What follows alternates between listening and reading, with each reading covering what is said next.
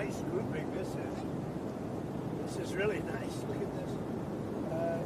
It's going to be very rough in about 10 minutes, so we'll have to go a little bit quickly. They just said very, very rough. Sir, on Iran, have they crossed your red line yet to trigger a response? Well, no, they're starting to, it looks like, and there seem to be some people killed that aren't supposed to be killed. These are violent, if you call them leaders, I don't know if they're leaders or just they rule through violence.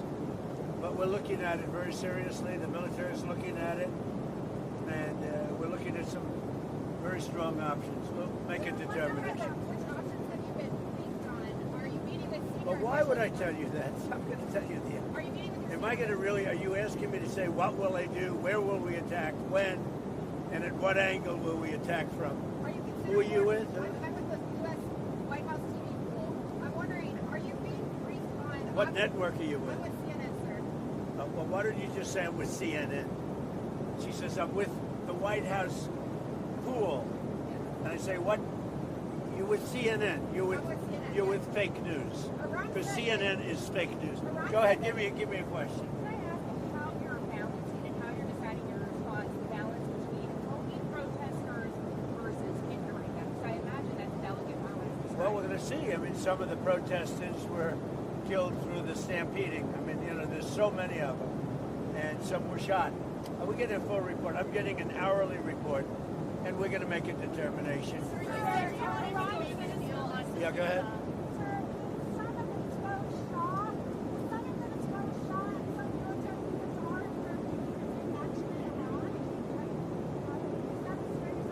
Well, no, people have been shot, and we're looking at it. Yeah, please. I may go at some point. Yeah, sure. We're doing well. Venezuela is really working out well. We're working along really well with the leadership, and we'll see how it all works out. At some point I'll meet. Yeah, she's been very good. Look, she asked us, can we take 50 million barrels of oil? And I said, yes, we can. It's $4.2 billion. And it's on its way right now to the United States. I'm looking for something to grab here. It's going to get rough, and I don't seem to be in a. I think you did this to me.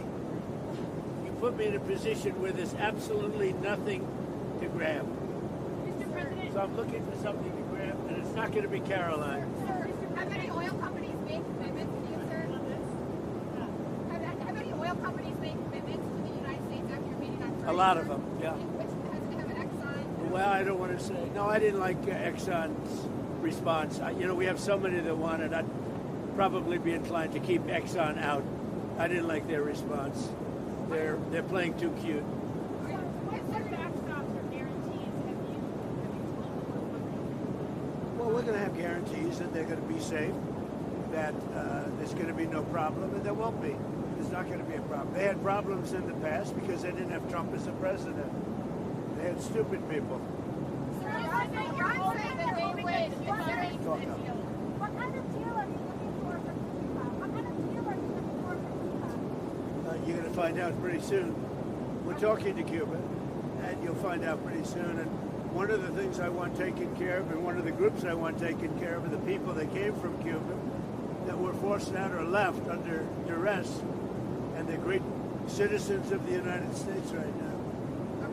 You have a lot of people forced out of Cuba unfairly, so we're going to take care of, most importantly right now, we're going to take care of the people that came from Cuba that are American citizens or in our country. Are you going to send to see any oil tankers there? Well, we have a lot of oil people really interested. You saw that the other day. That was just a small group because the room in the White House, we need the ballroom actually. We could have filled up the ballroom practically. We have so many people that want to go in for oil. So you saw some great companies. Are you going to send Starlink to Iran, sir, to help the people on the ground? If the internet blackout for 74, they said. Well, we're going to be talking about that. We may get the internet going if that's possible. Are you talking to Musk? We may speak to Elon, because as you know, he's very good at that kind of thing. He's got a very good company, so we may speak to Elon Musk. And in fact, I'm going to call him as soon as I'm finished with you. Just quickly, Iran said that they would consider military and commercial bases do that, we'll consider things targets they wouldn't believe. If they do that, we will hit them at levels that they've never been hit before, and they won't even believe it. I have options that are so strong. So I mean, if they did that, it'll be met with a very, very powerful force. Do you think Iran takes your threats seriously? I think so. Don't you think so, CNN? Don't you think so? Wouldn't you say that they probably do at this point? After going through it for years with me, being hit, Soleimani, al-Baghdadi, the Iran nuclear threat wiped out. Don't you think, and then you just had Venezuela, don't you think, she says, CNN, do you think they take your threat seriously? Wouldn't you say they do after all of the things we've done? What a stupid question. Sir, are you coordinating with allies on the response? I am, yeah. Sir, on Gaza, when will you meet with Maria Butina Machado? I don't know. I hear Tuesday or Wednesday. I look forward to that. Have you named your board of peace for Gaza yet? Where do those plans Well, we have a stand? board of peace that's being formed, but essentially it's the most important leaders of the most important nations. All nations, but the most important, you take the most important leaders and nations, that's who the board of peace is going to be. Everybody wants to be on it. Sir, one group taking your threat seriously is one area taking Who are you with? the New York Post. Well, I like the New York Post. New York Post treats me semi-fairly. So go ahead. One group taking your threats very seriously is Greenland. Are you still thinking of military action there, or On where? Military action. Greenland? Is there anything they can offer you Look, for a deal? if we don't take Greenland, Russia or China will. And I'm not letting that happen.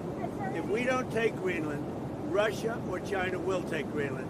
And I am not going to let that happen. Is there any deal they can offer you? Yeah, sure. I'd love to make a deal with them. It's easier. But one way or the other, we're going to have Greenland. Are you okay if that compromises NATO? If NATO effectively ceases to... Well, I think I've done a great job. I'm the one that saved NATO. I'm the one that got them to pay 5% of GDP. Wait a minute. It was 2%, and they didn't pay. Now they're paying 5%. I'm the one that saved NATO. You wouldn't have NATO if I weren't president. Would you pull the U.S. out of NATO? Would you consider doing that? Well, maybe NATO would be upset if I did it. Maybe NATO would save a lot of money. But I like NATO. I just wonder whether or not if we needed NATO, would they be there for us? I'm not sure they would. You know, we spend a lot of money on NATO, and I'm not sure they would. But what would you say? Now, what's happened is, as you know, Sleepy Joe Biden gave $350 billion to Ukraine and got nothing for it. I got rare earth back. I got, I think, value back far greater than that, and that's what he should have done. Now, if you look at what's going on with respect to NATO, we have a very good relationship.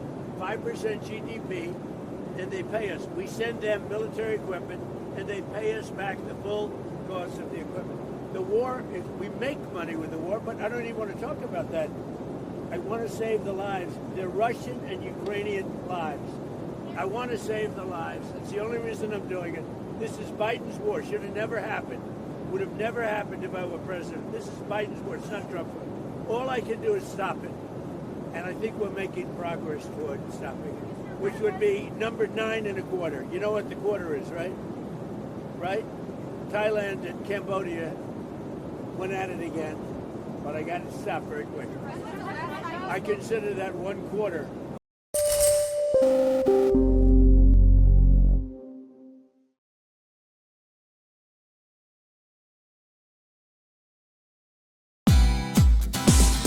Hey, thank you for watching this on CNBC TV 18. Hope you liked it.